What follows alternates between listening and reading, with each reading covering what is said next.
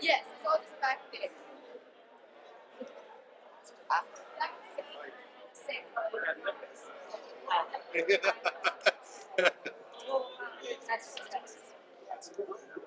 Those guys figured out it's pretty fast. So, they're being local. That's the party time to play basketball. I think they're talking about basketball. Never played that. Yeah, that's great. No. You're an awesome live there. And Trace moved in. So I don't expect to be out of my parents, I guess. And we're still there. The house is big, yeah. A lot of houses. Okay.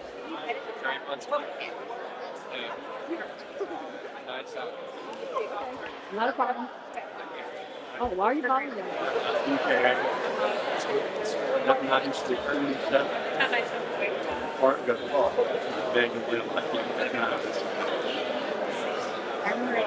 I remember it did. Maybe 2 months since it happened. Get off time ceremony. I'm Chance Wolf, and I'm here with the high school welcome here tonight for the first ever induction class for the Hall of Fame, so Richfield High School. When I look out into the crowd tonight and I see your faces, and I make up as I saw you talking to Jim, and I'm reminded of why we're here tonight. This truly is the best of the best class at Wakefield High School. And I'm truly honored to be a part of this historic night. We're going to jump right in with our inductees. Our first one tonight is Blaine Boyden.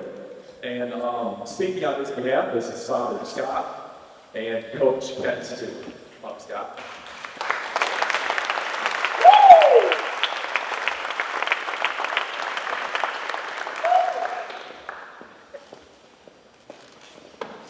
Well, Scott's coming up. Our first induction class is comprised of Wakefield High School administrators, athletic administrators, volunteer, former student athletes. Scott. Oh my goodness, it's great to be here. So Chancey and your entire committee, thank you so much for doing this. I know what kind of planning must have gone into this. The dinner was awesome, and I'm extremely humbled by Bill's nomination, and I think he is as well. I just have a couple of shout outs and a couple thank yous. So in terms of my guests, Kim and Alec and Brandon and Jensen, and also Bo's fiance, Sydney, thank you so much for being here. It means the world to me, and it means the world to Bo. In terms of kind of the event, and for me, the big picture, the inductees, this is awesome for them. And I'm super excited for this event, not just tonight, not just because Bo is part of it and I get to hear the other inductees, but because it's the first one that will happen every year. And beyond the inductees, I think it's awesome for this school. I think it's awesome for Wakefield High School. I think it's awesome for public schools. And I think it's awesome for sports, because to me, sports is a great second classroom. I think it teaches fundamentals to help the kids at that point not only get to the next level if that's their dreams, but it teaches life skills. Life skills for me on the tennis court that I enjoyed, and I'm sure it's true with other endeavors. Number one, you have to problem solve. You do that in business all day long, and you have to do that in life. Number two, adversity. You're not gonna win every single match. Things aren't always gonna go your way, and you're not gonna compete at your highest level in every single event. You have to be able to figure out how to overcome obstacles. And number three, and probably one of the most important, especially in individual sport like tennis, teamwork, teamwork, teamwork. Business calls it a great team if you're part of a highly functional team. The whole is greater than the sum of the parts. And so when you listen to that, maybe you're in business and you're thinking, what in the world is that? For Bo and for Jensen and for everybody that was part of his awesome team that won the state championship, you guys got to experience that, and you should celebrate it because it's awesome. That's exactly what a high-performing team is. It's you guys celebrating each other and lifting the entire team up and the performance up. So a final couple of thank yous. You can't have a championship team without an all-star coach. Coach Ken, thank you, thank you, thank you, thank you, thank you. I don't know if you guys have seen the movie Karate Kid. Hopefully you have. Do you remember Mr. Miyagi? I think that's how you pronounce his name. So the difference between, in my opinion, a good coach and a great coach is a great coach can coach the great moments. And athletes, when they're at their best in these competitive endeavors, they want a coach, they want advice, and they need somebody who's calm, cool, collected, and can ultimately help them. And that's exactly what we did, Ken. So thank you for an awesome ride and an awesome 4 years. Finally, though, to you, I enjoyed every minute of it. I enjoyed every swing, every set, every match. And I know what it took. We all know what it takes. But I know your heart. I know your work ethic. I know your love for the sport. I know your love for the school. I know your love for the team and your coaches. I celebrate you and congratulate you. And thank you for an awesome, awesome ride. Thank you for my awesome ride and our little angel above, her awesome ride. One of her fondest memories is watching you two Dan play tennis, and one of her fondest places for doing it was right here. And that's why we're so lucky. Thank you, Wakefield High School, for having a bench here commemorating her. And it's just kind of interesting to me that this little tennis ball meant so much to our family and meant so much to me and Mom. So congratulations, Bo, and thank you very much.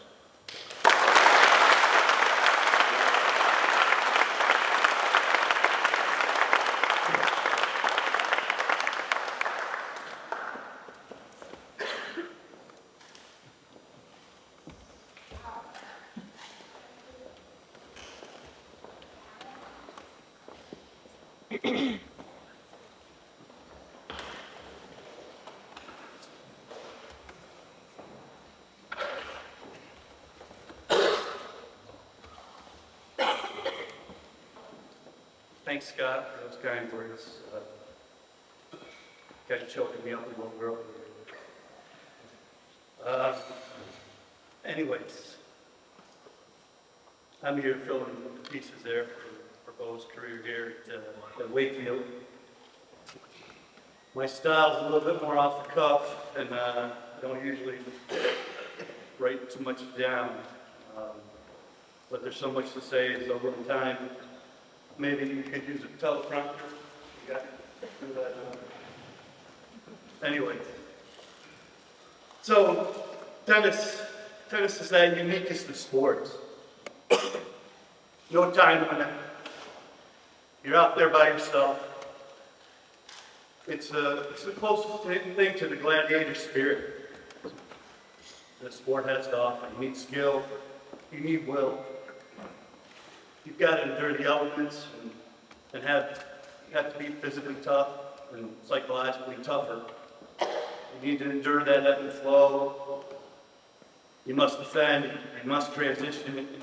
At the highest levels, you've got to be able to create offense. And there's just a sublime grind to the whole thing. Bo loved the grind. Very, very early to the talent and skill. But there was and is so much more will and determination. He had a gift for pattern recognition, pattern utilization, pattern creation, something all great tacticians have. Sometimes they got to acquire it, sometimes they possess it. You could be a chess master, you could be a general, you could be a point guard, you could be that quarterback. They all had it. All the great ones had it. Bo had it in spades.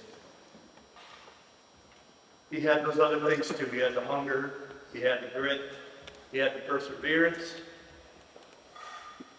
And something, maybe a little different. He had that yearning for the big moment. And he embraced it. And he reveled. A lot of high-end high school kids, then and now, they choose other routes. They don't practice with their teams. They take lessons. They're headed with a pro. Not Bo. I don't think he ever missed a practice. He immersed himself in that team mentality. He loved it. Couldn't get enough of it. It was infectious. He played for his school, his teammates, his family, with passion and excellence. And it really was the golden age of tennis, even though it was only a decade ago. It was a time of newspapers, not internet. You couldn't wait for that Spring Sports News and Observer special edition to come out. And I remember talking to the reporter and told him that summer, or that spring of 2012, that I had a great freshman class coming in, and no one will want to play us. And he and I loved talking all the time, and he was a bit skeptical, but in the end, it was the beginning of a 4-year love affair with the press, and an early call every year from the spring special edition. And that included the Cary News, the Charlotte Observer, the Wake Weekly.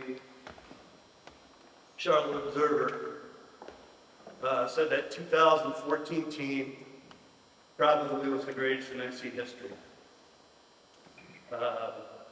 And he had one other great comment. He said, greatest team never sung. Meaning, you know, we here at Wakefield, we don't recruit, we don't have the ID, we don't have, we're not Cardinal Gibbons. We got the kids in the neighborhood, and we play with what we got. And I don't think ever since there's been another team like it. We played in the Cat 8, and again, had to be the golden years. We never had less than 4 teams in the top 10. One year we had 6 teams in the top 10 statewide, and it was just so much fun to be there in that moment. Bo was our leader, worked harder than the rest of them. He was more committed than the rest of them, and his inner drive was infectious. And I often say, tennis, game of life, not a game of perfect. Can't be. It's played in the margins. So many feet over the net, so many feet short of the baseline, so many feet inside the sideline. But the perfectionists can't help but chase that which is perfect. Bo was that guy too. There was a little bit of change in the culture. We were beating teams so bad that we would practice after every match. And you couldn't get the kids to go home. It was, you'd see teams stay after the match just to watch us practice. It was that kind of crazy intensity. Everything was a challenge, everything was a contest. And Bo was 2-time high school All-American. I didn't even know that distinction was available until then. He was a state singles champion, state doubles champion. He was the 2015 Male Athlete of the Year for the Wolverines. And I'll share one other moment. First year we won the state title. You know, you have 9 points available in tennis. You have 6 singles, you got 3 doubles.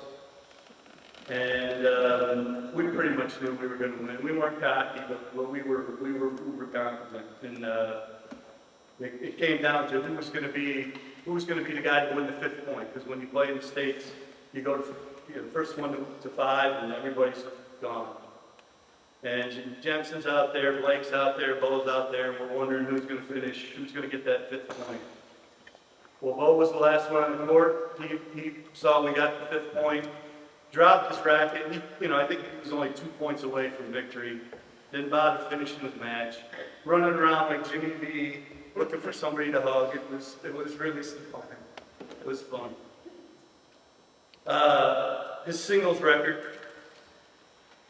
As a high school tennis player, they used to joke that Dean Smith was the only guy who would keep Michael Jordan under 20 points. Well, the only guy, who could cause Bo to lose a tennis match was me. This freshman year, he's playing one of the highly recruited kids here in North Carolina over at Durham Jordan. They're at 14-14 in the third set tiebreaker. The other guy's cramping. I thought he was going to withdraw. He didn't withdraw. And finally, I said to Bo, I said, we got a lot of tennis to play. And that was his only.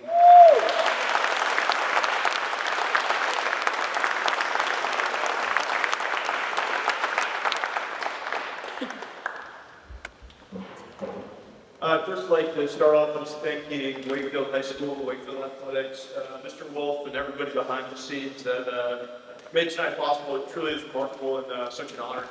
I'd also like to congratulate the fellow inductees here tonight. It truly is such an honor to be recognized alongside so many accomplished athletes and coaches. So congratulations. I'd also like to thank the Wakefield community briefly. Coaches, teachers, parents, friends, really everybody who took part in making this experience so special for me. Born and bred at Wakefield, K through 12. Had so many positive experiences at Wakefield, a lot of because of the people that I met, and lifelong friendships, teammates, learned from some incredible teachers, but above all, just provided such a strong foundation to not only prepare me to succeed at Carolina in that next phase, but also life after sports. And that foundation I built here, I truly feel is a true reflection of who I am today, and I'm forever grateful for that. So thank you. I also want to recognize everybody who came here today. I know a lot of people came from pretty far, so thank you so much. My fiance's here. We actually got engaged a few weeks ago. Big welcome. I'd also like to take some time to thank Coach Ken. I know he's getting recognized here tonight, and rightfully so. I think his wins speak for himself, but I think the one thing that stands apart from Coach is that impact he had on so many student athletes' lives, including my own. I think that impact extends far beyond the tennis court. For me, it goes so much deeper.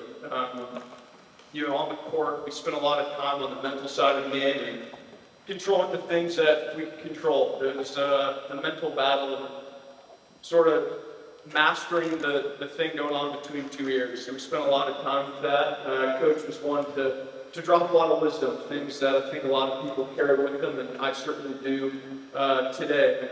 I carry that forward with me as long as I live through tennis and in life. And beyond the tennis court, Coach was also he was one that also acted not only as a coach, but sort of as a life mentor and father figure to a lot of us. Not only, the success we had on the tennis court just paled in comparison to what he was trying to do, and that was to develop to be better young men. I cannot, parents. My dad, sitting in the back, he served a huge role model for me. Other person, my mom, she's got the best seat in the house tonight. She is watching down from above, but as I stand here, I can't think of somebody who would be more excited to be here today. She loved Wakefield just about as much as anyone you can possibly imagine. And she was so instrumental in my life, probably the most influential person in my life. Her sacrifice and the love that she had for me. I think as a young kid, you sort of verbalize these lofty goals that you want to reach. And she did everything in her power to navigate to that right path, even though as a young high school kid, I would get frustrated oftentimes that I didn't think that was the right way. But you get older, you reflect, and you realize that was probably the best form of love I could have received. Speaking on behalf of Dexter tonight is his son, Mike.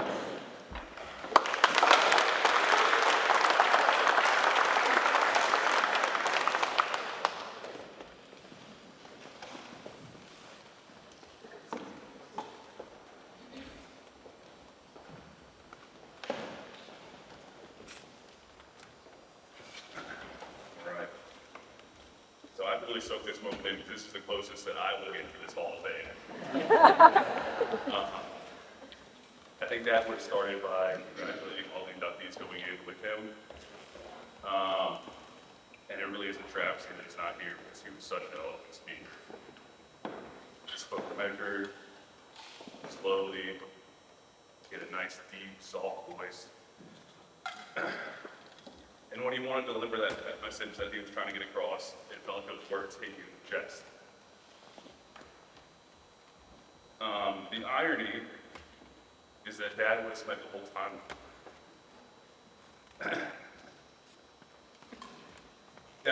time talking about other people. But since he's not here, I get to make sure that we talk about Dad.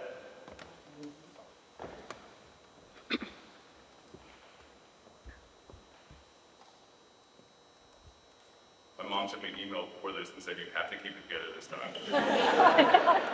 I'm speaking on his behalf, and I haven't made it through dry eye, so bear with me, I apologize. Dad hails from a little town called Fulton, about 20 minutes north of here. And Bonn is one of those places that you hear about, everybody kind of knows everybody, and you hear those stories that you're not quite sure if they're true. A couple examples. Dad would always tell us before school, his siblings and cousins would go to the family farm and pick tobacco and hang it and cure it. And then after school, they would go and play ball. So they were out before the sun rose and they got home after the sun went down. I grew up driving in my SUV with my mommy to my private school. So I had a very different experience. And I just couldn't believe that that was the case until I had one of those experiences with Dad. We were down in Bonn. We had collected some things I think out of my grandparents' house, and we went to the bank, and we were just running some errands around town. And as we're walking into the bank, a gentleman is walking out, and he says, Dexter, just as if Dad was his best friend that he spoke to every day. They stop and they're chatting, and towards the end of their conversation, as it's trickling out, he leans over, leans on his cane, gets real close to my face, and he says, I'm sure you've heard this before, but your dad is the best thing to come out of Bonn since the bakery started slicing their bread. And I chuckled it off, and we walked in the bank, and then I started processing, and I thought, my God, this guy just sliced bread storied me about my dad. And I think that kind of summed up that he was this larger-than-life figure.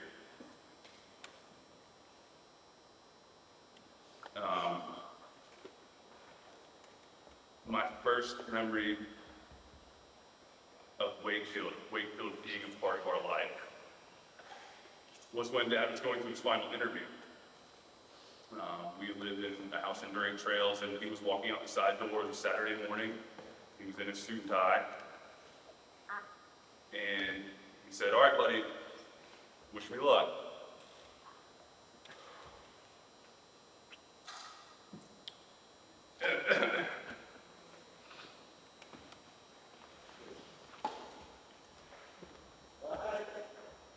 I said, I hope you don't get the job. And I said that because at the time, he was at Millbrook, and I loved being at Millbrook. He had built a family and a community there that made me feel like I had a second home. I could walk in there, walk into anybody's office, say hello, chat with anybody as if I was their son as well. And I didn't want to lose that.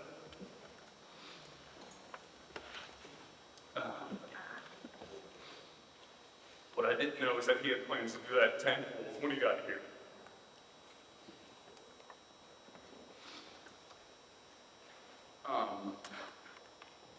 When we came up to Wakefield for the first time after he had accepted the job,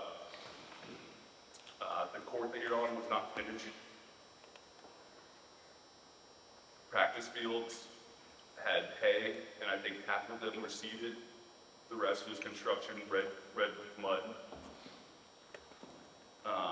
There was a lot of work to be done for this school and this athletic program to get off the ground. And I could see the excitement in his eyes. We'd wake up early. We'd come up here to turn the sprinklers on.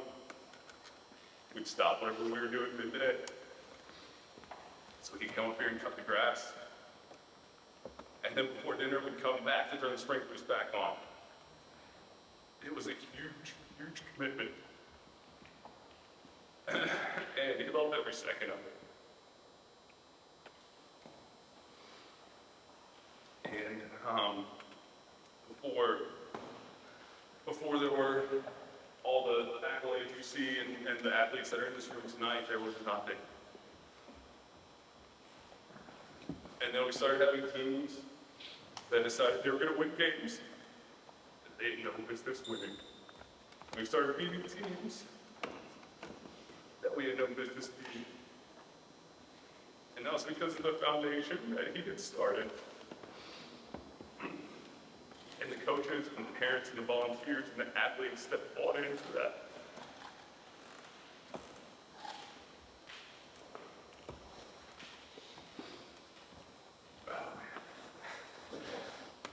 When we found out that Dad had cancer, he pulled us into his bedroom. He was laying on the bed.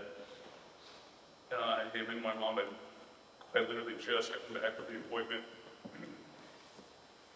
Mom was standing next to the bed, and they called my brother Philip and I in. And we sat just kind of on the end of the bed, and Dad tried to explain it in every way that he could without saying the C word. And then Mom finally said, "You could tell them."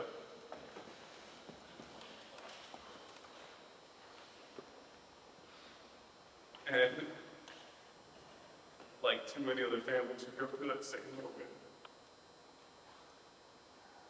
air gets sucked out of the room. Your ears, your head starts to ring. And you get tunnel vision. And you're just gonna forget time that is happening.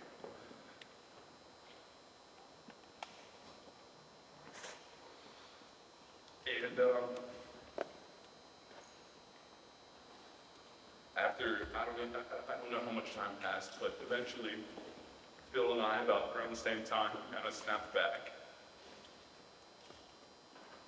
And we both gave him some version of, okay, so how do we beat it?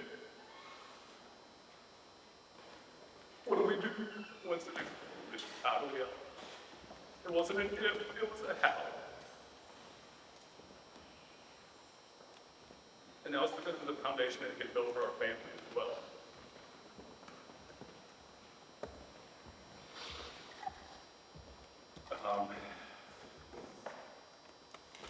Somewhere down the line, we found out that cancer had spread, and the diagnosis became terminal. So the game plan shifted a little bit. Dad never complained. He would ask us, to help him out of bed, and then apologized. As if that was too much or something.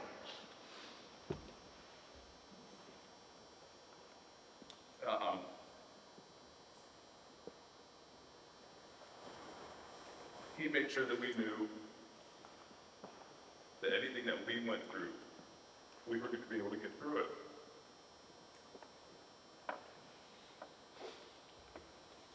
By the time Dad passed, cancer had spread to pretty much everywhere it could. And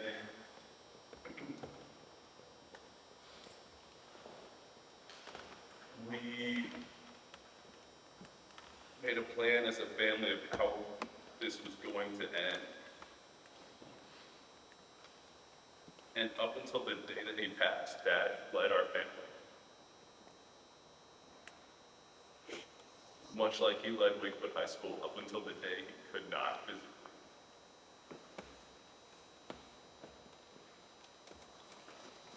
I was supposed to start with his accolades, and I completely forgot. So before I close, I do want to make sure that he gets the credit for everything that he accomplished. I spent 37 years as a teacher, coach, and athletic director between Bunn High School, Millbrook High School, and Wakefield High School. He amassed over 400 wins as a head basketball coach. Most of that time at Millbrook, over 25 years. A perennially dominant program in Wake County. He was the Conference Coach of the Year 8 times and a conference champion 8 times. Under his leadership here at Wakefield, there were 11 state champions, teams or individuals, and 47 conference championships. In 2013, he was named the North Carolina Athletic Director of the Year. And in 2015, he was awarded the Alumni Achievement Award from Southwest Minnesota State, where he attended college. Just off the top of my head, I know I'm forgetting other things. He has 2 different athletic complexes in his honor, named in his honor, one being Wakefield. And he's in the Hall of Fame both at Southwest Minnesota State University and Bunn High School as well, 2 times at Bunn High School as an individual and his championship team.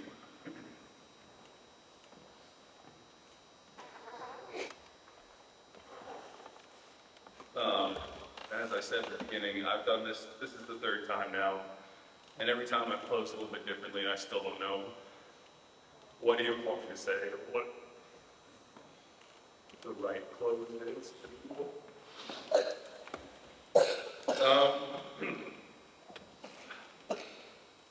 But this time, I think I figured it out, and Dad would be upset with me if I didn't thank Mom.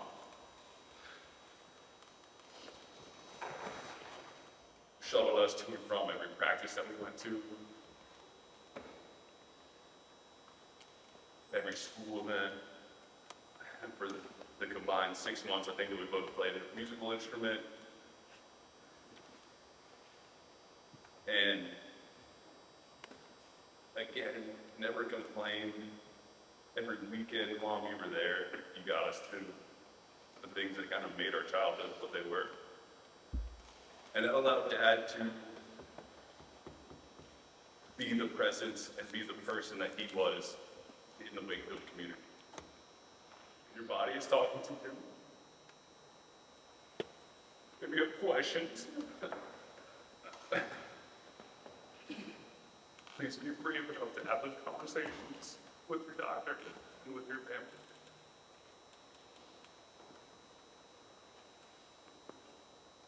If you need reasons, it's so your sons won't put a little voicemail to your voice. You'll be there to talk to them. So your grandsons will get to meet you.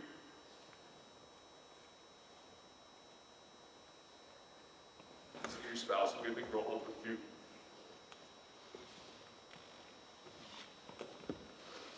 We were in a battle from the start, and it spread very quickly. It was very aggressive. And early detection could have changed the game for us.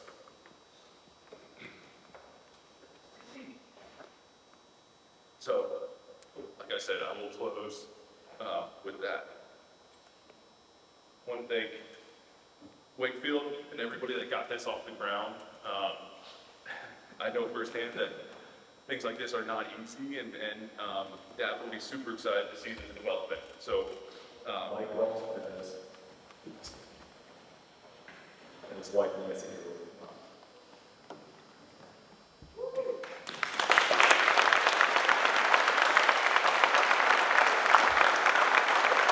Kelsey Evans, women's basketball. Kelsey will be speaking on her own behalf tonight. Maybe following Michael, I would have asked to go by my name. I know that was probably not easy to do the way it was performed, but it was so beautifully said. Thank you for sharing him with me and my family. He meant a lot to us as well. On that note, good evening, everyone. It's an incredible honor to stand before you tonight and accept this induction into the very first Waco Athletics Hall of Fame. Coach Cooley is obviously a tough act to follow. He was an amazing mentor and friend. He taught me both outside defense and how to drive. He probably could have done a little better with the driving. I'm not the best driver, but I could play up the defense. I am humbled to stand before you today and accept this award in the presence of amazing athletes and coaches that are being honored today. My name is Kelsey Evans. I was a women's basketball player here from the years of 2005 to 2009. I was fortunate enough to be coached under the influence of both Coach Blackburn and Coach Kennedy, who I have the highest respect and gratitude for. I was fortunate enough to experience 108 wins in my career and only 8 losses. We won our conference all 4 years and our conference tournament all 4 years. I experienced one single conference play loss in 4 years. And over the course of time, won over 40 consecutive conference games in a row, which was a statistic Coach Blackburn told me last night. So the coaches that were here, Coach Kennedy, Coach Blackburn, Coach Cooley, believed in me and expected more from me than I thought I had to give. They not only shaped me as an athlete, but as a person. They taught me grit, resilience, and integrity matter both on and off the court. I have a couple funny stories I thought about telling, some maybe more appropriate than others in this setting. But there is a drill that sticks with me and I still tell people about to this day. And it's a drill that Katie will know well, Sarah will know well. It's called Bull in the Ring. And this was a drill we used to play when we maybe needed we were maybe a little soft or needed a little bit of toughness. The way you play Bull in the Ring is that 2 people go one-on-one, no fouls are called. If you score, you get off. And if you lose, you stay in, and the next person that's fresh comes on. And you can imagine by the second, third, fourth time when you've been scored on, you're absolutely at your lowest. You have no energy left in you, but have to somehow pull yourself up by the bootstraps and figure it out. The other drill, well, maybe not drill, but thing that comes to mind about my experience here that was really formative. Coach Blackman was very, she had high expectations for us, and some of that included being on time. And if you were on time, you were essentially late. You had to be here early. And there was a time when someone was late to practice, so she made us all get on the line, and we ran sprints until they got there. And when they finally arrived, we were like, oh, thank God, they're here. We get to stop running now. But she pulled up a chair, and she had that person sit down and watch us run sprints for another 10 minutes. And I think about that a lot because I think about how it forced us to become reliable people, reliable teammates, and I still carry that with me in my professional life to this day. They taught us that we have to be the best versions of ourselves. We have to get up when we're down. We don't see hurdles. We have to just overcome them. And then you can't allow the losses to hinder you or to guide your success. Also learn about taking constructive criticism and just criticism in general. And sometimes you need to hear that and be able to take from that what you can to become a better version of yourself. And like my dad always said, if it was easy, everyone would do it. But the hard is what makes it great. Which brings me to my next thank you, and my next thank you goes to my family. My dad, who is with me today, my mom, my brother Logan, thank you for your unwavering support. Every ride to practice, every cheer from the stands, every piece of advice when I needed it, and even when I thought I didn't. Moments, they go like fast. The relationships, the lessons, and the pride you feel of representing something bigger than yourself will stay with you forever. So, thank you to the Hall of Fame committee for this tremendous honor. I'm deeply grateful, and I will carry Armida. And everybody here at Wakefield knows I don't exactly follow the rules. So I really wanted to first thank you for this honor for Veronica, but I also wanted to thank our village. I ended up being a single mom, and when we came here to Wakefield, it took a lot of people to help us get to where Veronica is today. Mr. Bazell, it's all about the W. Coach Terrell on the basketball court lately, great. Coach Wilson kept us all together all the time. Coach Dexter Cooley, thank you God for him. I could not do the driving classes by myself. Both of my children, well, Veronica learned how to drive from Coach Cooley. Coach Lair, who taught Veronica in gym, but also taught her brother. Doran Camp, kept us all safe all the time. Coach Riggleman would give us, we had more Wakefield gear for free.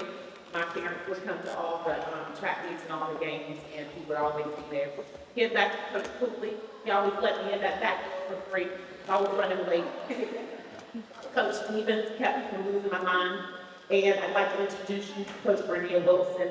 She got a phone call from me on her cell phone, her home phone, her work phone. We need some help. My child wants to throw. What is a shot put? What is a discus? And so she has been our ride or die since Veronica was 11 years old. Without her, we would not be. I introduce you to Coach Bernia Wilson.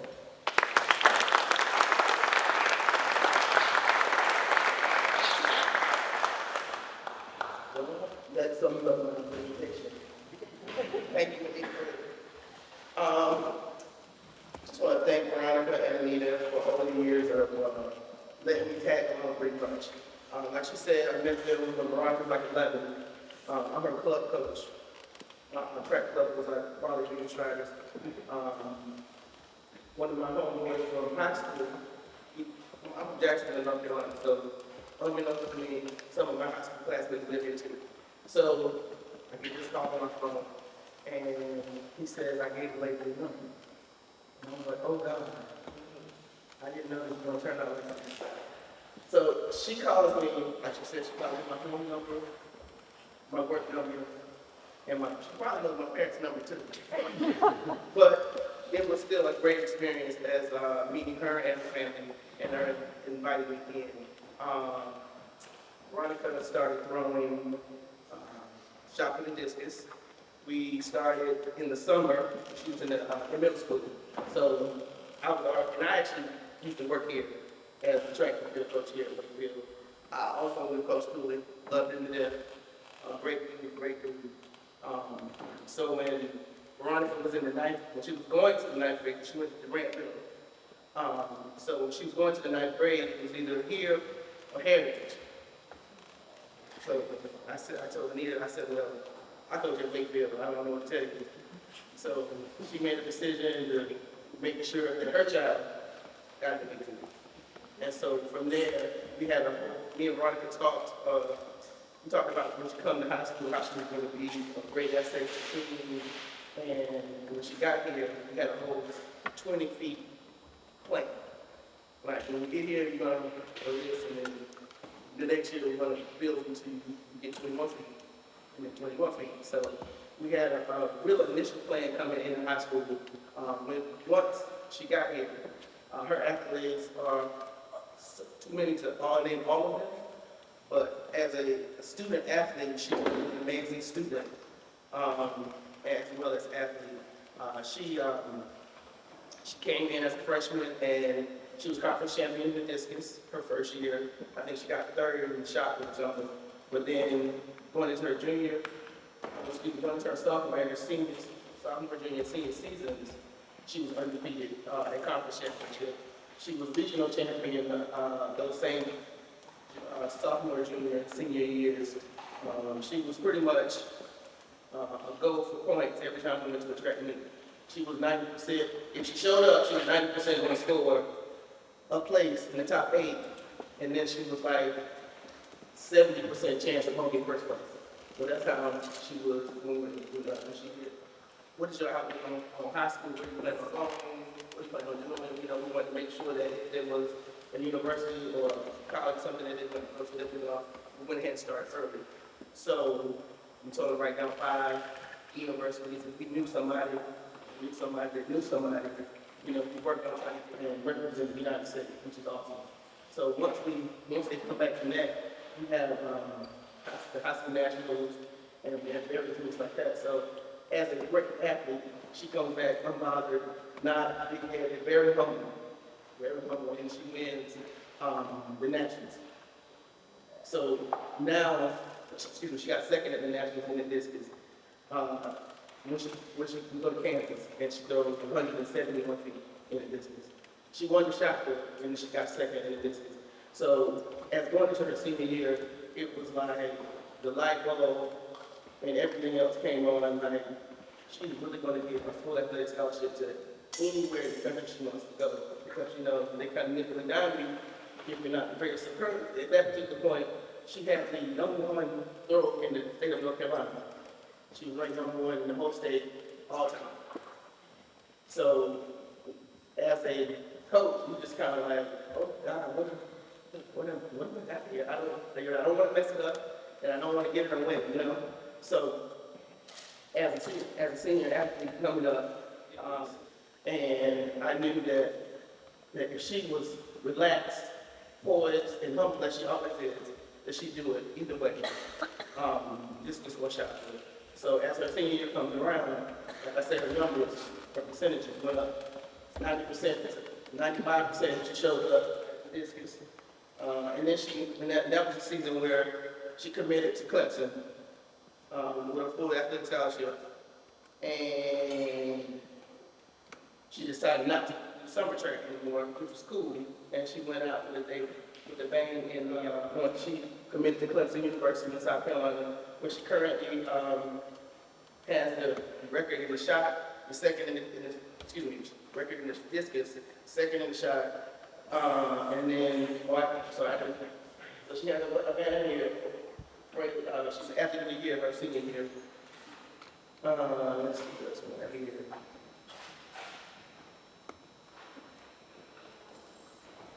So of course, shot and the discus, the shot, right?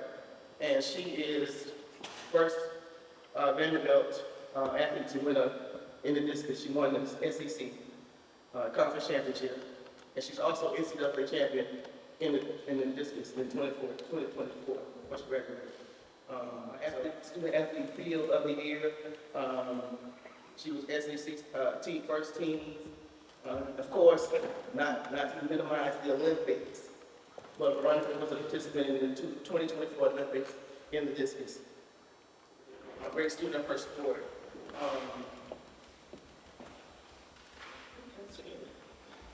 Everybody's here. Everybody at our table, I look forward to it. I definitely think that it was my village. As she said, I wasn't necessarily able to know initially. I think my mom made a wonderful decision and kind of changing my path and being able to come here to be supported by a community that still helps me out. Also, earlier, and I was just throwing with the kids earlier today and yesterday, and I'm going to go to them tomorrow. So it just seems like a full circle going around those were just uplifted me from the beginning. I'm thankful to have the opportunity to kind of carry and share these experiences, like meet some of those like Food Fest or Paris. I love taking them in the stand and having them there with me. Everybody who's maybe watching on TV at the Olympics and always get text messages or any type of indication that there's still that level of support. It's just really heartwarming, and I've just been able to kind of bring that back to this community is just so beautiful to me. So thank you guys tonight. And thank you for everybody. And in my head, I was like, she's great. She sounds real good. And I use this still to this day. I'm still actually playing in my 13th year of basketball. So I still use this, and it kind of allows me to know what's a good shot, what's not a good shot. Because I know if I need 5 points, I need 2 good shots to make it. 3 and a later. So I still use those things that my mom instilled in me as a kid. She was great. Just her confidence and always sitting up there staring. My mom never missed a thing. And that was one thing that allowed me to keep going as an athlete. and inspired me a lot. I'm going to give thanks to my father, Lonnie Owen, who put the ball in my hand. Well, my dad was also chasing his dreams as being a referee. He gave me some confidence as well, and still that the game of basketball can take you to many places. And since now it happens, I'm very grateful for that. My time here at Wakefield was awesome. You know, how I got here was Coach Rob Martin, who was my PE teacher at East Road. So around this time, they're having, you know, different parts of the neighborhoods are going different places. We visited Florida, the zone of the schooling was changing. I lived right off Fox Road, so I was supposed to look through. The Coach Martin had his idea that he was going to take me to Wakefield.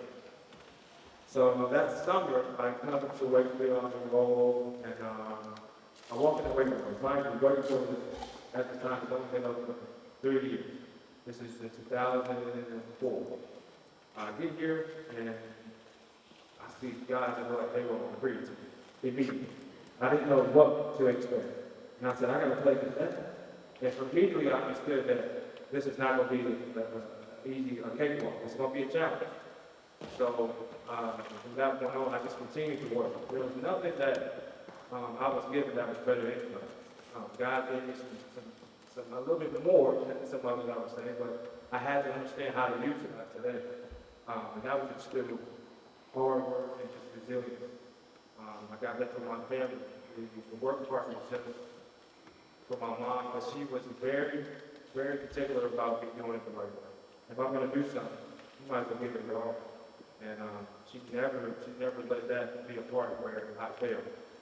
Even throughout injuries, throughout mistakes, ups and downs, on and off the board, that was something that she allowed, that she did not allow me to do was to quit. And that's something I'm going to give to my right there because I think that's very important, you know, for kids and for adults as well. We might need somebody in our corner. We might need somebody to talk to, somebody to give us that confidence. Even every day is not going to be a good day. So that was something that was good for me. I couldn't be able to talk about myself. That's great. I've never been that type of person. I'm honored to be up here. I think the game has took me many places. I played in Italy for 5 years. I got drafted to the Lakers in 2012. That's 60 people that year in this draft. So 60 people, out of 60 people in the world, I was one of them. So those are all good, great accomplishments. But the greater accomplishment for me is like after basketball. It's not going to be easy. And I think a lot of athletes deal with that. Me being here at 11, being able to play with Kobe Bryant, being able to play with the White House, being going to Europe and playing with Spanulis, who's one of the best and greatest European players. I'll take it to see greatness, but not allow that greatness to indulge the other things. That greatness was for me to see how you move your ability. And I'm thankful for that. I was able to play in Turkey, China, Romania, France. I got to see a whole different part of the world that a lot of people may never get to see. So for me, I'm very thankful for that. Basketball has took me a long, long, long way. It's helped me on court, but it also helped me off the court. Some things that in state have been happening. Day in, day out, giving the blood and the tears to the game like myself. That was something that I promised myself. I didn't always promise myself about results or the outcome of the game. I knew if I did on Monday, if I worked hard, and I did it on Tuesday, I did it on Wednesday, I did it on Thursday, that one day I would have an opportunity. And that's all it takes is one opportunity. You have to stay fair. You can't cheat the game. One thing about sports, you can't cheat it. Because eventually it's going to come back to you, just like in life. I learned that there on the down, on and off the court. So I'm thankful to be up here. The gratitude from the Wakefield committee that I'm receiving has been awesome. And I'm still able to come here and use the gym. Thank you for Coach Wilson, Coach Dorn again, Coach Terrell. I know I can be on nerves sometimes about the gym, but I just need 45 minutes. That's right. Just 45 minutes, 200 minutes, that's what I'm not doing. But the game of basketball has been great for me. Like I said, I'm just great to be here. Because like I said, life has not been easy. And I'm sure that you all know that I pick up the road. And we all have to find some type of energy, some type of belief, some type of faith in order to keep going. I think God gave me a tool. My tool is basketball. It has took me through a long term.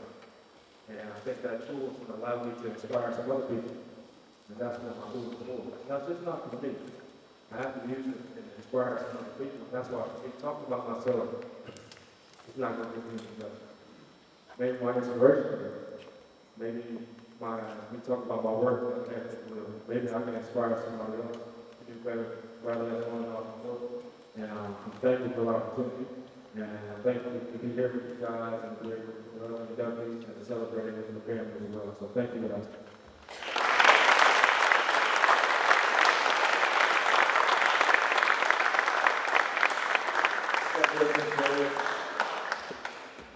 We have as Coach Cynthia Terrell.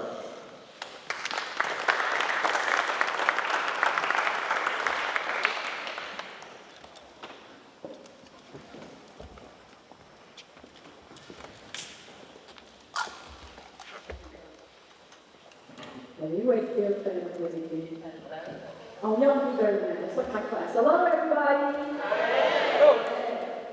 First of all, it's great to see everybody tonight. I want to give congratulations to our honorees.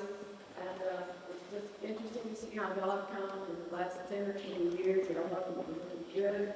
And I just want to say congratulations. It's been a pleasure working with all. This afternoon, I wanted to celebrate a true embodiment of grateful life's spirit, a leader both on and off the court. Darren Mack is a wonderful young lady who demonstrated exceptional leadership during her tenure here at Wakefield High School. She was a versatile student athlete and a flexible player who put the needs of her team above herself to help us achieve tremendous success as a member of our elite volleyball team. Through unwavering dedication, exceptional skill, and relentless perseverance, Darren rose to become one of North Carolina's most competitive athletes, earning well-deserved honors. While here at Lakeland High School, here's just a few examples. She was an AB honor roll student. She was a AAA award winner for academics, athletics, and attitude. She was an AKA Debutante Scholarship recipient. She was a National Teacher Society member. And she volunteered for Toys for Tots, the Susan B. Komen Breast Cancer Rock Run, and for our food drive for Eastern and Central North Carolina, and engaged students in various reading programs. Athletically, she was a respected captain, capped 8 two-time all-conference selectee, voted outstanding athlete in volleyball, was a most valuable player. She had the best attacker award, American Volleyball Coaches Association High School All-American, and led her club team to nationals in 2012. This is a very impressive resume, but I would like to emphasize one part of her high school career. As you know, all journeys have challenges, and in 2012 we faced a major one. We had made it to the quarterfinals of the playoffs that year, and unfortunately, Darren got hurt when an opposing player crossed the center lines and stepped on her foot, twisting it, resulting in an injury which she was unable to come back and finish the match. It was an emotional setback for all of us. The sting of that quarterfinal loss fueled a year-long desire from within Darren and our team. The following year, we returned with an unremitting determination to right that mistake wrong. And God was so good to us because He allowed her and our team to come back in 2013 to produce a 25-2 overall record, 12-2 in conference play, second in our extremely gifted and competitive conference. So it's with faith and sheer determination that we also wrote a 10-game winning streak into the finals. We played outside a formidable opponent, and we're blessed to be victorious by winning that series 3-1 and obtaining our school's first ever state championship volleyball.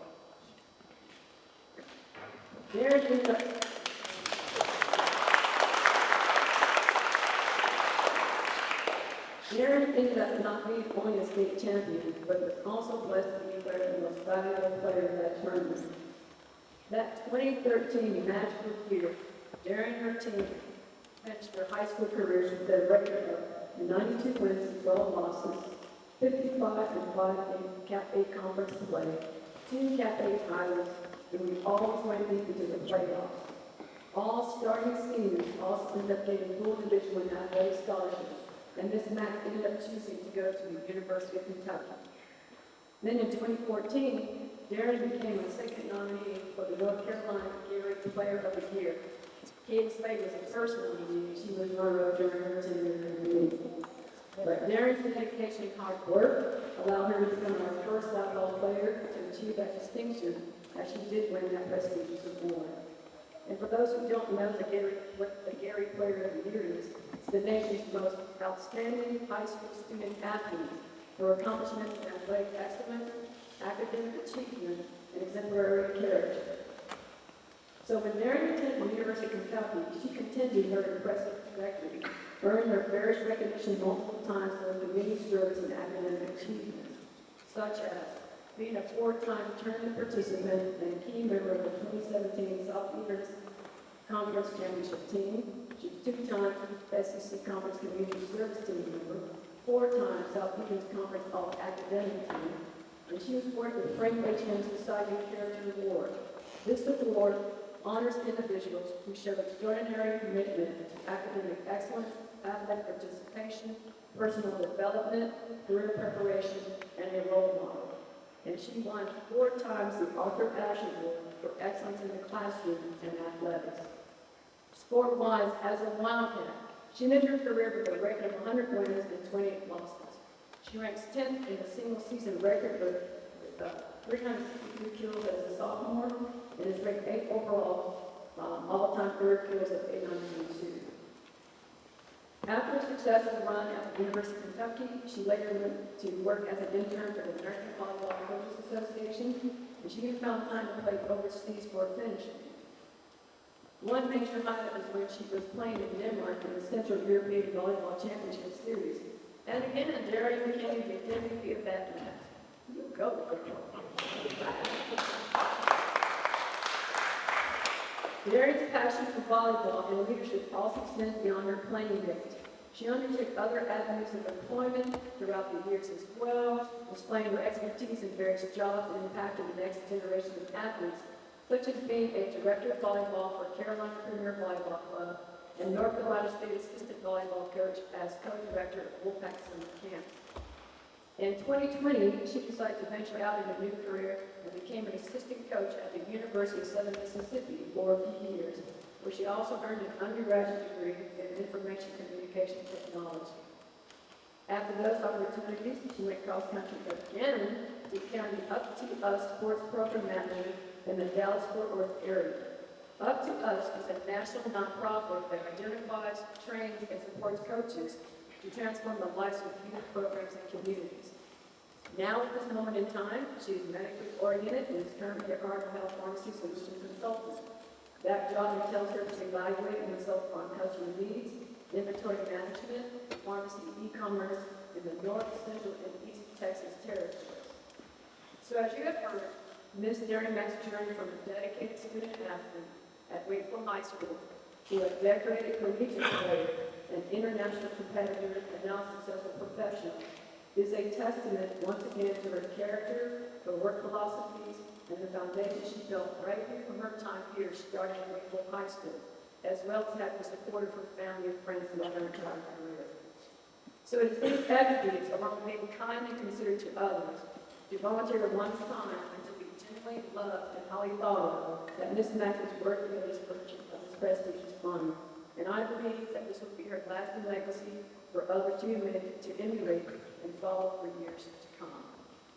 So, ladies and gentlemen, I am so pleased and honored to present to you and introduce to others Ms. Darren Mack as one of the inaugural inductees of high school.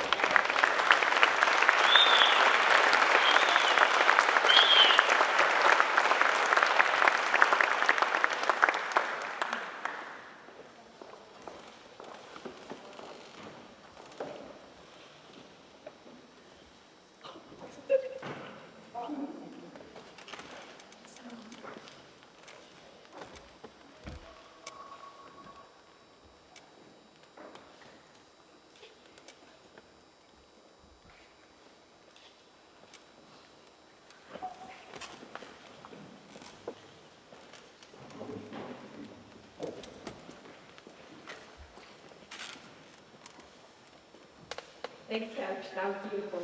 Appreciate it. um, good evening, everybody. It's an honor to stand before you tonight and be an inductee of the 2025 Wakefield Athletics Hall of Fame.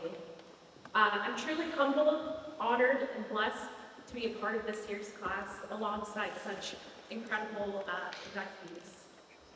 I want to first thank Wakefield Athletics for the decision to induct me into the Hall of Fame. Again, this is an incredible honor and privilege and an accomplishment I will always cherish with great pride. When I look back on my journey, it all started in middle school with a coach who said, "Hey, you're tall. Do you want to make a volleyball team?" And I was like, "Well, I'm a basketball player, but sure, I'll give it a try." Never touched volleyball, and I was like, "Oh, sure." But I remember just begging my mom to buy me knee pads and new shoes, and so I showed up to the gym with these, they're called like turtle shell knee pads. They're pretty thick, they're uncomfortable, and definitely not stylish. But I'm so excited to take on this new challenge. My mom can kind of attest to this. I practice endlessly, hitting the ball onto the roof, and then it roll back down and you pass to yourself, or just hitting against the brick wall. Luckily, I didn't break a window or anything. But it never felt like a chore. I just loved it. And at the time, I never imagined what sports would open for me. I never imagined that I'd win a state championship, or I'd go on to win an SEC title, reach the Elite Eight, or even play in freshman season in Finland. So it's just been kind of a whirlwind. Accepting this award from the coach tonight is kind of a full circle moment for me. So I'm an only child, and we moved to Raleigh before my freshman year of high school, and sports has kind of always been my way of finding a community. And so right before we moved, starting high school, I was pretty nervous, terrified. I'm not gonna have any friends, what do I do? But I found out what tryouts were. I made the JV team, and I was just immediately surrounded by great teammates, young women with similar interests and shared goals. From then on, being a part of the team and surrounded by strong women has always just been a blessing. So that said, there's no way I could stand here tonight without recognizing the people who helped me get here. So I just want to take a moment to thank them. So first, I'd like to start off with my mom, Renee. You've always been my go-to person and my rock. Without you, none of this would be possible. Driving me to practices, attending every game and tournament, helping me in the recruiting process. You've just always been there. I can call you for encouragement, advice, or just a pep talk. You taught me to be confident, courageous, strong, and disciplined. You've made countless sacrifices for me, and I'm so glad I get to celebrate this moment with you. You're the definition of selflessness, and my biggest cheerleader. She's kept all the loose labor with things to prove it. To my dads, Darren and Daryl, thank you for your ongoing support and involvement in my life and career. If you want to know what a true volleyball dad is, just look at them. They're always repping my number, posting my highlights, cheering me on, basically my ultimate hype team. Thank you. To my mentors, Dr. Ahada Cummings and my godmother, Crystal Mack, thank you both for being here and instilling me in the qualities I needed to succeed. Your mentorship and words of encouragement were always there during my toughest moments, and you both have helped push me through. Thank you. To my coaches, Coach Terrell and Coach Shannon, thank you for being with me since the beginning. Coach Terrell, like I said, she was there for my JV year of volleyball, all around volleyball years, and even my one stint of basketball, stuff with volleyball. I'll always be grateful for your patience and your ability to bring out the best in all of us. You shaped me not just as an athlete, but as a person. To my coach, who's now at University of North Carolina, but at the time he was my club coach, Coach Mike Shaw. He has been an instrumental part in developing my skills and expanding my knowledge of the game. His support during the recruiting process helped me take me to the next level. Coach Gary McCummings, he was more than a coach. He was a truth teller. Sometimes the truth wasn't easy to hear, but it's what I needed. I'm grateful to have him and his methods. And lastly, to my teammates. You can't win games without teammates. And I've had the privilege of playing with some of the best. I definitely want to give a special shout out and recognition to the senior class of 2014, Gabby Benda, Jordan Glass, Emma Malka, and Maya Muldrow. We set a goal to win a state championship before graduating, and that's exactly what we did. We recently just had a 10-year reunion, and it was great to see everybody thriving and successful, and that truly was a special group. So I guess in closing, again, thank you all to the boosters, coaches, and staff at Wakefield Athletics for this incredible honor. I'm grateful for the opportunity to leave a legacy and to celebrate this moment with all of my friends and family that came out here, and my fiance. We just got engaged a couple weeks ago.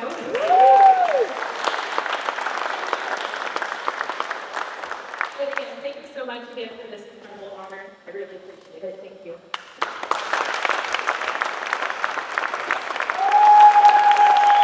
Good evening. Administration, family, friends, Darwin Wakefield High School Hall of Fame selection.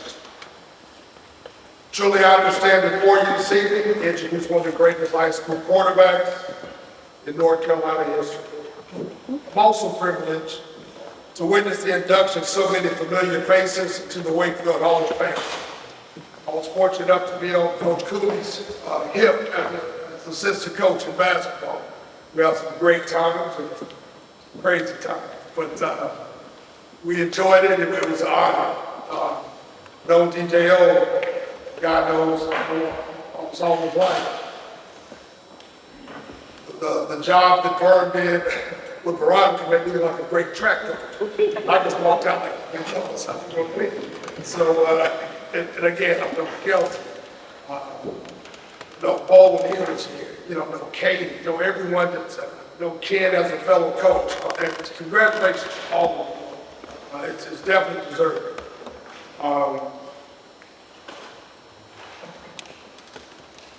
This inaugural class definitely is well deserved. It's made an electric impact on Wakefield High School history books forever.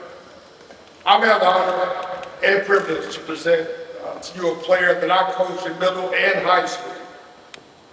When he threw his first pass, I can recall looking at fellow coach Rob Clark and saying, wow, this man's going to be pretty good. Had no idea just how great he would be. His poise and control of, in a middle school game was second to none. Middle school, you typically got these athletes running around and not a lot of structure. And you see a kid in middle school ball throw 300 yards, you're like, okay, this is different. And he was different, but he worked to be different. He was extremely hardworking, was a student of the game. He was blessed to come from a strong sports family, with his father, Bob, and brother Ryan, led both successful professional collegiate careers. And by Connor's own admission, his sister Brittany, probably the best athlete, played Duke University basketball. Sure, on North Carolina high school football. And I'm sorry, Mike Wilson back there as well in that bid. Mike, he keeps me on my toes, and congratulations. 4,661 yards, 63 touchdowns as a senior, with a 62% completion percentage. Pretty impressive. 3,832 yards and 48 TDs as a junior. You just learned. 3,300 yards, 33 touchdowns as a sophomore. He set state record for touchdown passes in the game with 9 until it was broken in 2021. That was a heck of a game. That was a crazy game. That was wrong. It was fun. He was ranked number 13 in the country as a senior. Out of all the high schools, all the players in the country, all the quarterbacks in the country, he was one of the top. Grade magazine, honorable mention, All-American. This is back when they had paper, looking at the instant, looking through the facts. Currently, they have them listed as number 3. North Carolina for the most passing yards for 12,078 from the years of 2009 to 2012. On the side note, he started his freshman year. So some of those numbers are not reflected. I've been trying to get those. I don't think they're wrong reflected in a game, in a high school game. Number 2 with 667 yards. He also has number 4, 605 yards against Leesville. We got very close to the boy. Nice. 667 with Garner. Number 5, he had 604 against Garner. That was in our playoff game in 2012. And then he had him there down at 39, 464 yards. To understand, there are a lot more 300-yard plus games speckled in there because that was a routine Friday night. He knew exactly what the defense was going to throw at him before they could throw it. That's a special thing. Not many kids take that time to do it. I can tell you as a high school coach, not many do this. It was truly an honor and privilege for me to know and to coach a generation of talent through middle and high school years. There's no one more deserving of this honor, and I'm proud to present to you 2025 Wakefield Hall of Fame recipient, Connor Mitchell.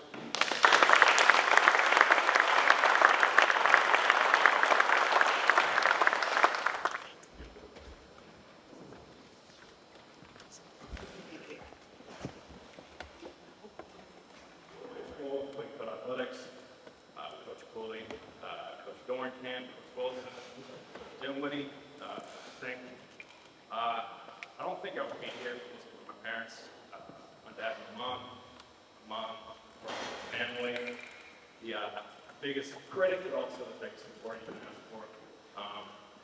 My dad, like Coach Wilson said, the countless hours we spent out there on the practice field throwing, repetition, the traveling on weekends to colleges, go check out schools, couldn't sleep on the side of the road sometimes, in the car, couldn't get a hotel, couldn't get out of town at the time. I'd just like to thank everyone, all the inductees and everyone else that's here tonight. I don't know all of you, Kelsey, Mr. Cooley, Katie, a few other ones. But yeah, thank you very much, and I appreciate it. I want to start by saying thanks so much for this opportunity, and it's really exciting all that we've put together, so thank you so much.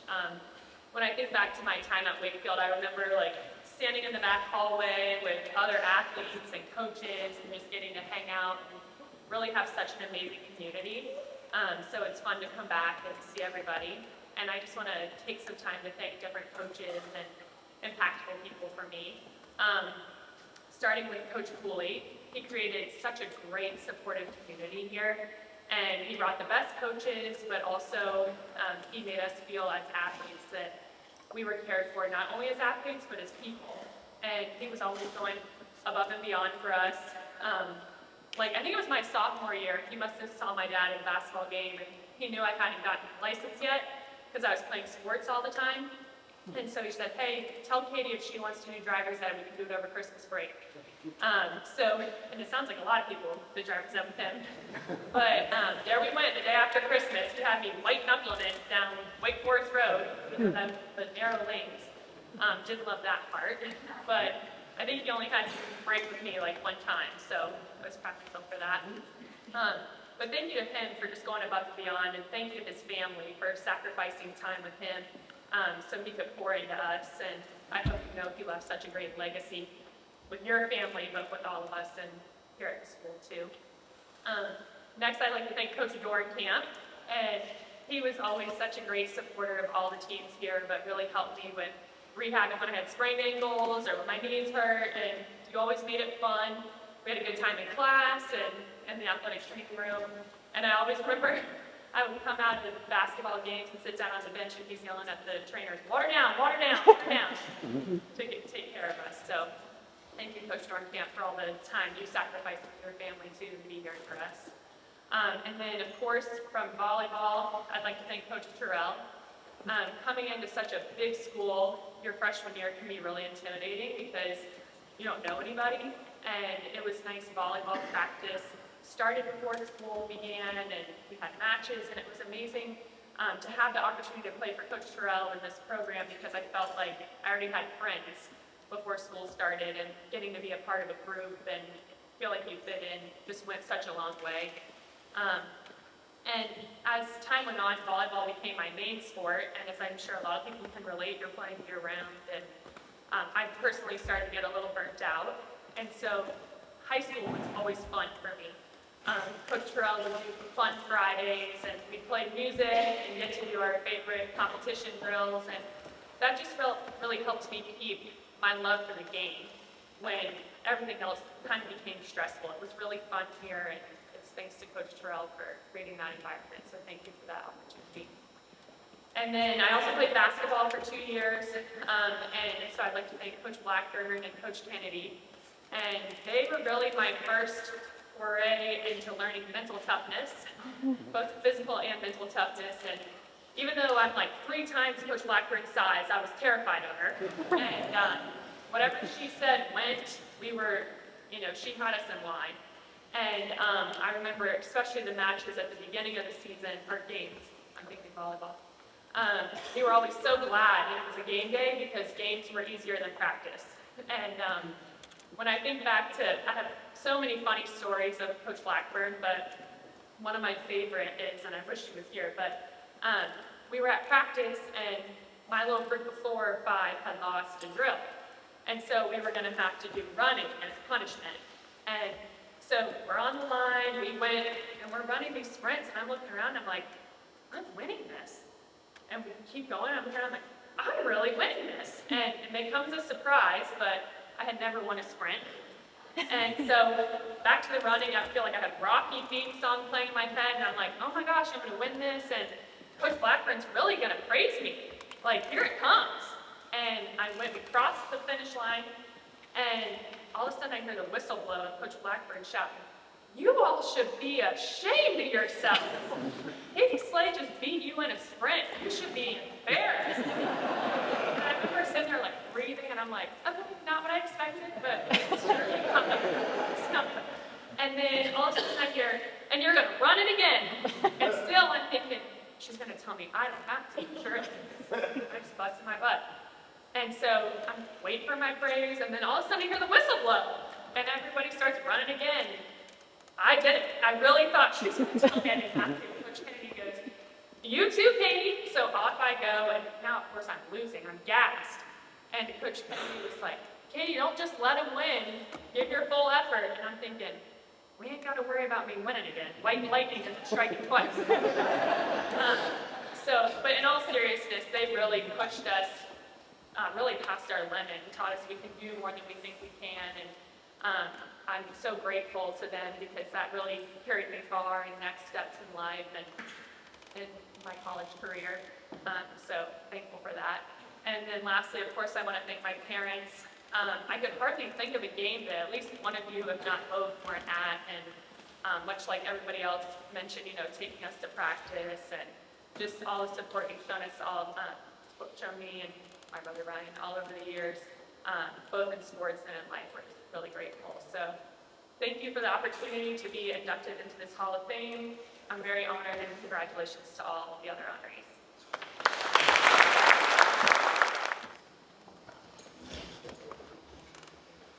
Men's and women's tennis teams in his hometown of Norwich, New York. He stepped up when Mayfield was just getting started and stuck with it for nearly 25 years, growing the program into one of the most decorated in the elite competitive Wake County area and throughout the state. Played for my dad. I like to think that his experience as a spectator during my tennis career, which was frustrating at times, may have reminded him that he preferred to be in the leadership position and not the spectator position. But since that first season, Dad's been one of the most successful and respected high school tennis programs, sportsmanship, and a whole lot of hardware. Under his leadership, the men's team captured 2 4A state titles. You guys have already heard about mine in 2014 and 2015. and finished as a state runner-up in 2012. That 2014 year also saw Wakefield take home state titles in singles and doubles, making for that rare triple crown that Dad talked about earlier tonight. His players also shined individually. You've already heard that Bo brought home the singles title in 2014. His sister Suzanne dominated the state from 2013 to 2015 with 3 straight singles champions. His doubles players have also won 3 state titles with Jensen and Phil in 2014, Bo and Jensen in 2015, and Nico and Blake in 2017. Over the years, his teams have earned 13 men's conference championships and 4 women's titles. With all these accomplishments, it's no surprise that he's been honored several times individually for his coaching excellence, including Wakefield's Coach of the Year in 22 for the 2022-23 school year, the NAC 6 Athletic Conference Men's Tennis Coach of the Year for the 2020, and a deep care for his players. He's shaped not only champions on the court, but confident, resilient young adults off of it. I know because I was one of them. Many of his past Wakefield players have sent in memories they wanted to share as part of his Hall of Fame induction. These stories and moments shared by those who have been shaped by his coaching truly reflect the impact he's had. Not even the first one that we received. And it starts, I was very fortunate to be coached by Coach Ken for 4 years in high school. I learned more from him about life and tennis. He always had such a calm demeanor and never seemed worried about anything. I was a major warrior and not small, so that helped me a lot. He always said to us, The best memories are those off the court before or after matches, hanging out with the team, and Ken being there just like a high school friend. He always had a great demeanor and demanded respect, and we all knew when he meant business. His way of organizing the group and making sure we were ready for matches and for life was impeccable. Everyone on the team enjoyed coming to practice every day. Ken always made the practices fun, but prepared for us to match play and join us in celebrating his incredible life.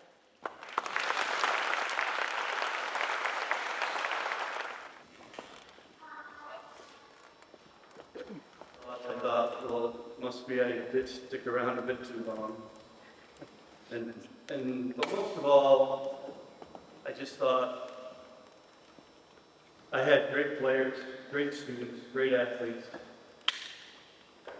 I'm a very lucky man, blessed with wonderful family and friends.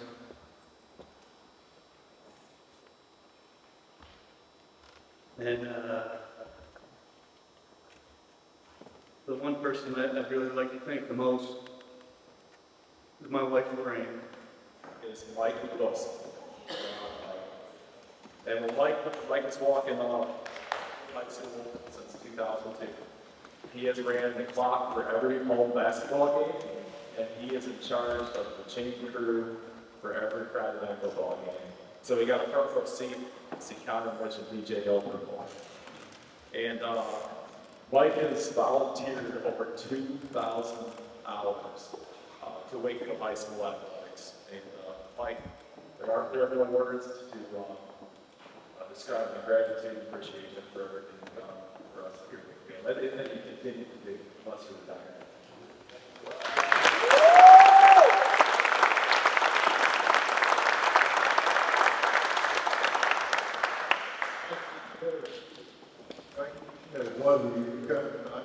And for the opportunity to be inducted.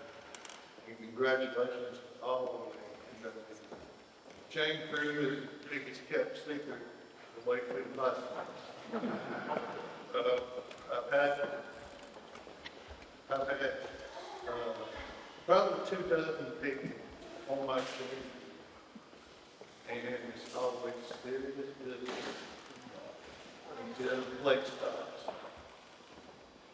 And then my guys take over the comedy begins. Sam Thomas got me started. Well, unfortunately, that's not true. My daughter, Dr. Laura Wilson, got me started. She and her girlfriend wanted to go to a football game at Wakefield High School. My daughter was 15. I'm going too. I met a neighbor and didn't know his wife was a cheerleader. So he sat by himself, and I sat down with him. I got those on both. My wife, I love her to death. She couldn't be here tonight, but that is the most understanding woman on the face of this earth. She and I have an anniversary a day after St. Thomas, and that happened right in the middle of football and basketball. Man, sure, I'm not scared to come down. Oh, God, help me get through this. So, she understands, and there's none better. She really is. But back to Mr. Thomas. I went to the gate. My job gives me a chance to do things that a lot of people can't do. I can adjust my schedule when I want. I can work when I want. Those kids can play with the saw, with the drills, you name it, they can ruin as much wood as they want to. Frank Goody was the shop teacher at the time, and I asked him, I said, will you tell me when enough is enough? I'll stop bringing it. He said, you bring it till I holler. Well, I went to the football game, long story short. Frank was on the change with us, and I hadn't seen Frank, and I was going to talk to him. And Mr. Thomas was there. He told me, he said, well, Frank's out with a vacuum. Will you help us with change? And then I came off the spot. Sam says, you got yourself a job, didn't you? I said, yeah, I guess I did. So I joined the change group. And it wasn't long after that Sam came to the side of my, he said, yes, I've decided to make a change. I thought, oh God, I'm wrong. He said, I'm going to the other side of the football field, and I'm going to join the scoring camp. We're going to be the athletic trainer.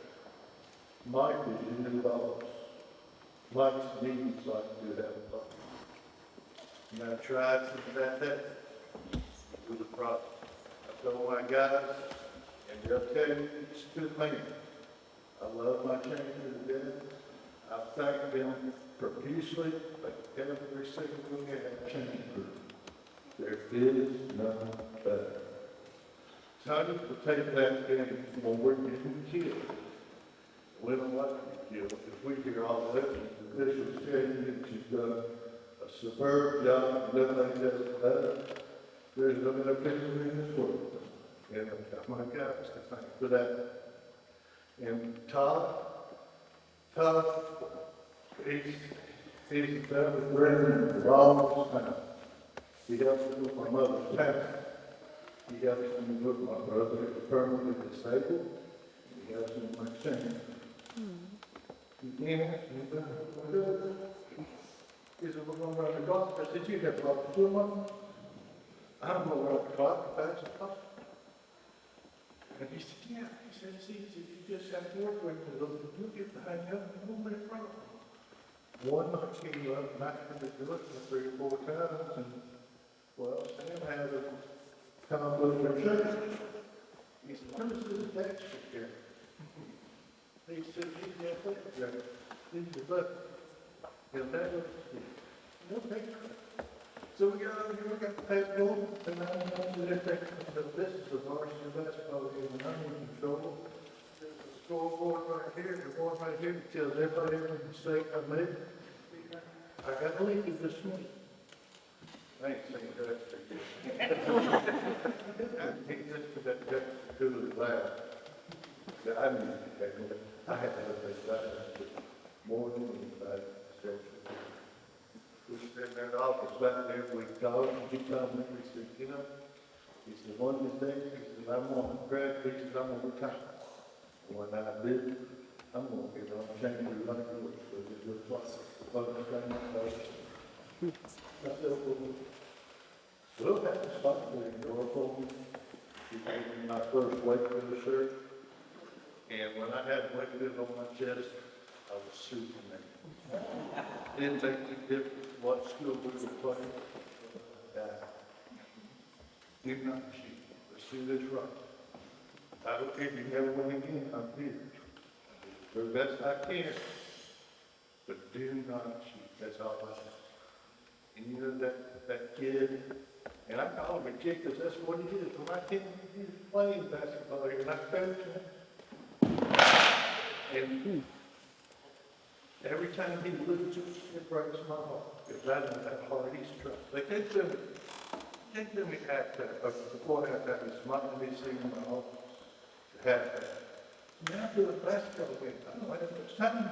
As a group who laid the foundation and established a school that is steeped in rich tradition and success, both academically and athletically, and that sets us apart in Wake County. It sets us apart in the East, and it sets us apart still to this day in the state of North Carolina, because we're still winning state championships. And I thank you all for what you did to start that rich tradition and lay the foundation for this great job.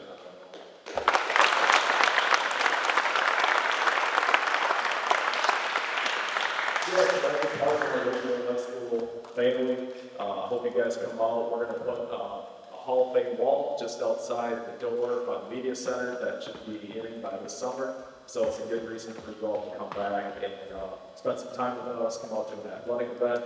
And the last plug, we're in a 2-2 baseball game right now for a conference and tournament championship. So if you want to head down to the baseball field and catch that, free admission, I think we're excited. So I think there's some cupcakes in the back. Feel free to mingle and hang out as long as you want. Thank you again for coming out. Have a great evening.